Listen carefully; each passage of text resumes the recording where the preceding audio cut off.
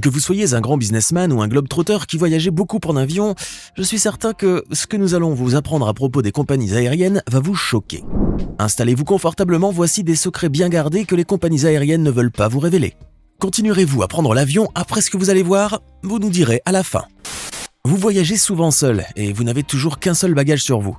Cela vous arrange puisque vous n'aimez pas faire la queue pour l'enregistrement des bagages, pour les couvrir de films protecteurs ou encore pour passer des heures à la douane. Vous n'aimez pas la foule ni les endroits bondés à l'aéroport.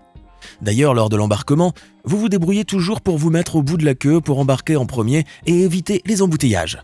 Mauvaise idée. Monter à bord de l'avion en dernier est de loin une meilleure option, sauf que personne ne vous le dira. En effet, si vous montez en premier, vous attendrez exactement la même durée, sauf que vous serez dérangé par les centaines de passagers qui passeront près de vous, vous bousculeront ou laisseront tomber peut-être leurs bagages sur vous. S'il y a des enfants à bord, vous devrez supporter leurs cris plus longtemps. Vous serez à l'étroit et dans l'inconfort absolu puisque les gens se ruent vers leur place de manière aléatoire et précipitée. En revanche, si vous restez dehors, vous êtes sûr que vous rentrerez comme un roi. Votre place sera bien évidemment vide, vous n'aurez pas besoin de la chercher longtemps, et vous aurez même le droit de choisir parmi les places qui n'ont pas été remplies. Ainsi, quelques minutes de plus dehors valent mieux que des minutes assis dans un avion bondé, qui finalement ne partira pas sans vous, même si vous montez en dernier. Vous attendez dans le portique d'embarquement et vous tenez solidement votre billet dans la main, pressé d'arriver à destination. Vous le contemplez et vous vous demandez ce à quoi fait référence le code barre dessus. Eh bien, nous allons vous répondre. Ce code barre détient énormément d'informations sur vous, bien plus que ce que vous pouvez imaginer. À commencer par les détails du voyage, escale et numéro de siège inclus, et les références du billet.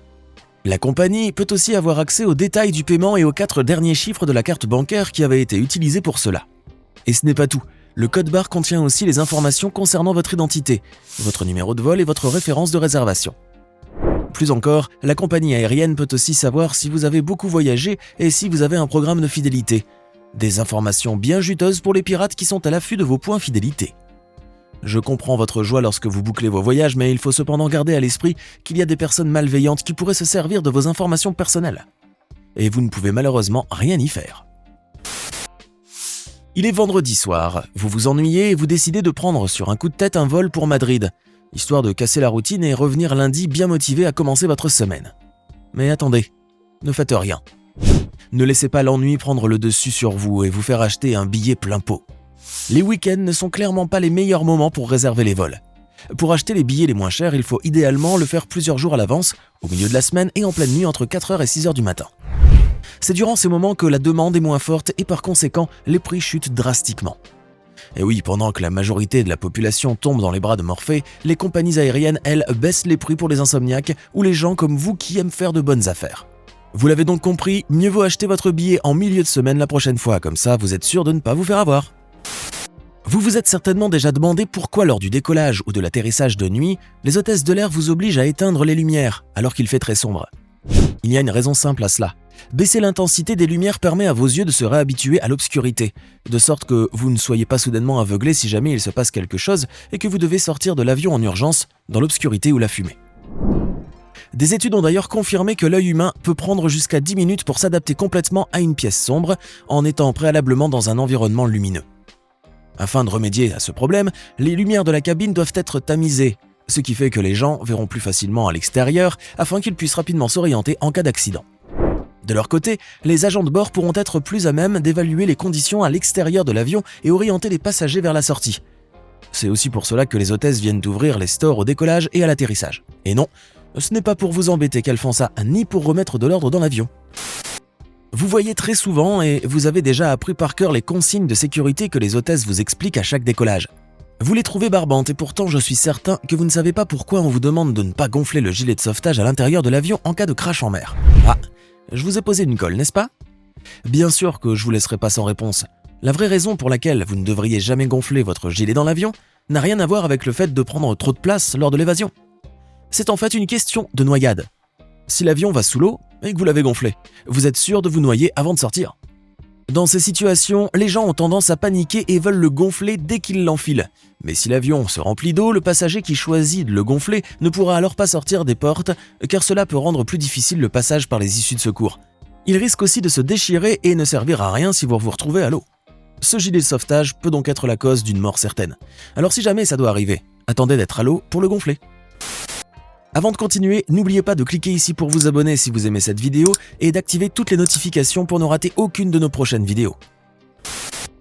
Vous êtes sur le point de décoller et comme vous êtes quelqu'un de très préventif et peureux en même temps, vous vous empressez d'éteindre votre téléphone avant même que l'hôtesse ne vous le demande.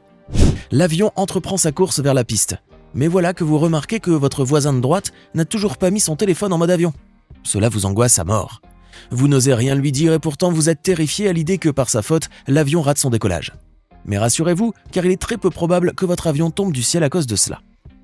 C'est juste qu'en ne l'éteignant pas, le téléphone en question a le potentiel d'interférer avec les instruments de navigation et de brouiller les communications. Et nous avons bien dit potentiel, car rien n'est sûr. En effet, les interactions entre les téléphones portables et les avions ne sont pas particulièrement bien étudiées à ce jour. D'ailleurs, si ça peut vous rassurer davantage, une enquête réalisée en 2017 par Allianz Travel Insurance a révélé que 17,2% des passagers ne mettaient jamais leur téléphone en mode avion pendant les vols, et pourtant, jamais un crash d'avion n'a été causé par un téléphone non éteint. Néanmoins, il est évidemment toujours préférable de le garder en mode avion. On ne sait jamais. Lorsque vous montez à bord d'un avion, vous êtes content de voir que tout est parfaitement ordonné, tout est blanc, tout est nickel. Les toilettes n'ont pas encore été utilisées, les sièges sont propres et il n'y a aucun détritus à vos pieds. Pourtant, vous montez en réalité à bord d'un des transports les plus sales au monde. Oui, je sais qu'on a passé l'aspi avant votre arrivée, mais je persiste et signe. L'avion dans lequel vous êtes est dégueulasse. Et ce n'est pas moi qui le dis.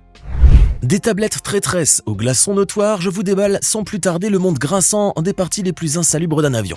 Vous avez d'abord les tablettes où l'on mange, l'on crache, l'on éternue, l'on pose aussi la tête et que, je vous assure, ne sont pas nettoyées à chaque atterrissage. Il y a ensuite les toilettes qui sont de véritables nids à bactéries pour la simple raison qu'elles sont extrêmement étroites. Vous avez aussi les appuis-têtes truffés de poils errants, de sébum et de poux parfois. Oui. Et cette poche de siège. Vous savez, celle où vous mettez votre mouchoir une fois que vous vous êtes mouché dedans et que vous oubliez d'emmener avec vous. Eh bien, l'hôtesse ne vérifie pas toujours qu'elle est vide.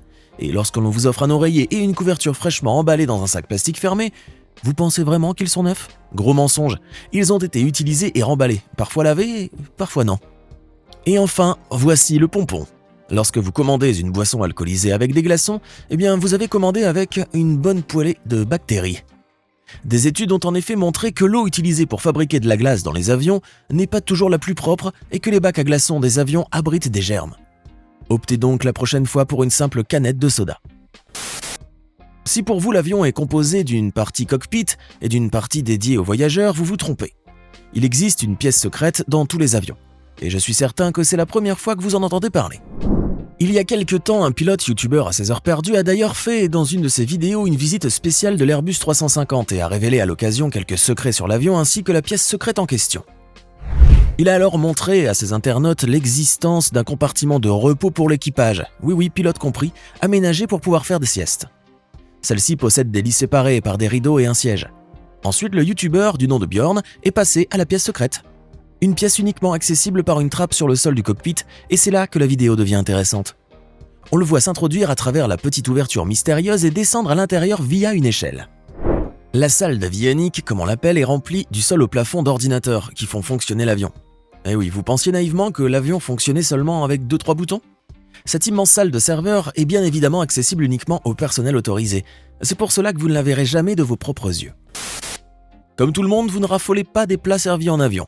Ce poulet fadasse, cette viande dure comme des semelles et ces gâteaux trop secs ne vous font pas rêver. Et en plus, avec votre intolérance au gluten, vous pouvez être sûr d'arriver soit affamé, soit harassé par une crise allergique.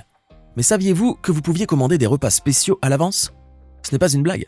Il faut juste avertir la compagnie aérienne en question 24 à 48 heures avant votre vol. Vous avez des options sans gluten, sans lactose, sans œufs, des options végétariennes, des repas asiatiques, des repas orientaux. Vous avez l'embarras du choix. Pour les personnes de confession musulmane, il y a l'option halal et pour les personnes de confession juive, l'option kasher. Sont également prises en compte les demandes de repas pour personnes diabétiques ou intolérantes à des produits spécifiques. Bien sûr, c'est un service payant, mais vous êtes au moins sûr d'avoir la panse bien remplie. Vous volez souvent à partir de petits avions très inconfortables ?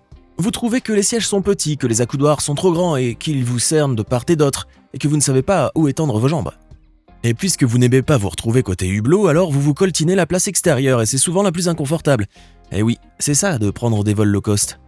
Mais comme on est sympa, on va vous montrer un bouton secret qui va vous donner tout d'un coup plus de confort. Vous m'en remercierez. Ce bouton se trouve en bas de l'accoudoir du siège qui donne sur l'allée. Si vous appuyez dessus, vous pouvez lever ou baisser la coudoir, ainsi vous aurez nettement plus de place pour vos jambes et vous n'aurez plus la coudoir d'enfoncer dans vos côtes. Je sais, vous avez hâte de voir ça lors de votre prochain vol. Maintenant, dites-nous dans les commentaires ce que vous pensez de ces secrets et si vous en connaissiez déjà quelques-uns. Et n'oubliez pas de cliquer ici pour regarder une autre de nos vidéos.